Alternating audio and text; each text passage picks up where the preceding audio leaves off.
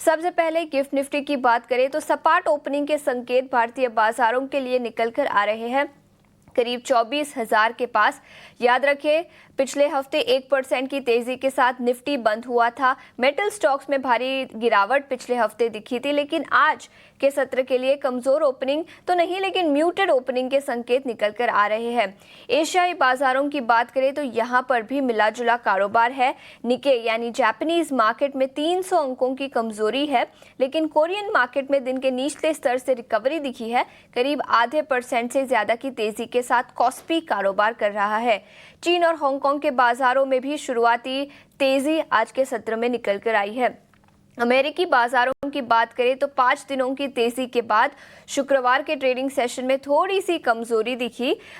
याद रखें, consumer goods, technology और कंज्यूमर सर्विसेज सेक्टर्स में कमजोरी दिखी, जिसके चलते सभी इंडस्ट्रीज लाल निशान में बंद होते हुए नजर आए। S&P 500 1% से ज्यादा की कमजोरी यहां पर दिखी। डाउ जोन्स इंडस्ट्रियल एवरेज 0.8% की गिरावट के साथ बंद हुआ। वहीं नैस्डैक कंपोजिट में तो करीब 1.5% की गिरावट शुक्रवार के ट्रेडिंग सेशन में दिखी। अक्रॉस द बोर्ड टेक्नोलॉजी शेयरों में कमजोरी थी। एनवीडिया 2% से ज्यादा की गिरावट के साथ बंद हुआ, लेकिन गेनिंग साइड पर बात करें तो कुछ एयरलाइन स्टॉक्स में तेजी दिखी। तो बोइंग इंक करीब 0.2% की तेजी के साथ बंद होता हुआ नजर आया। याद रखें, भारतीय बाजारों में वॉलेटिलिटी बढ़ी है और अमेरिकी बाजारों में भी पिछले हफ्ते काफी वॉलेटिलिटी थी। CBOE वॉलेटिलिटी इंडेक्स, जो अमेरिकी बाजारों का वॉलेटिलिटी इंडेक्स है, वहां पर करीब 8.5% की तेजी शुक्रवार के सत्र में दिखी थी। यूरोपियन बाजारों की बात करें तो यहां पर तेजी दिखी।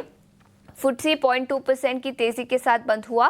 कैक और डैक्स में आधे से 1% की तेजी शुक्रवार को दिखी। कमोडिटी मार्केट की बात करें तो याद रखें, पिछले कुछ दिनों से सोने और चांदी में कमजोरी दिखी है। इसी के साथ कच्चे तेल में भी कमजोरी दिखी है। ग्लोबल डिमांड कंसर्न्स है और सप्लाई बढ़ने की उम्मीद लगाई जा रही है 2025 में। तो ड्यूअल नेगेटिव इम्पैक्ट, जिसके चलते कच्चे तेल में कमजोरी। आज ब्रेंट क्रूड लाल निशान में कारोबार कर रहा है, $75 के नीचे ट्रेड करता हुआ। वही WTI क्रूड की बात करें तो $70 पर बैरल के आसपास।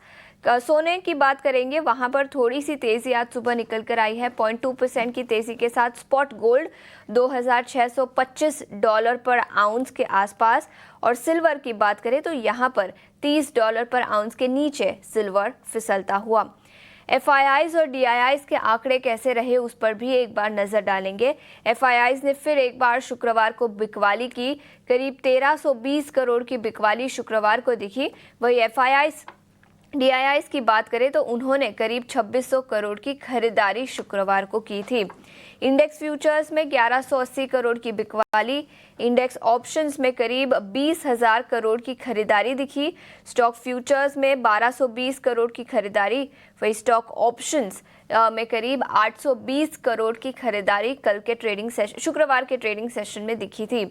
वही याद रखिए, FNO बैन में गुरुवार के ट्रेडिंग सेशन में RBL बैंक एक अकेला स्टॉक था जो FNO बैन में था।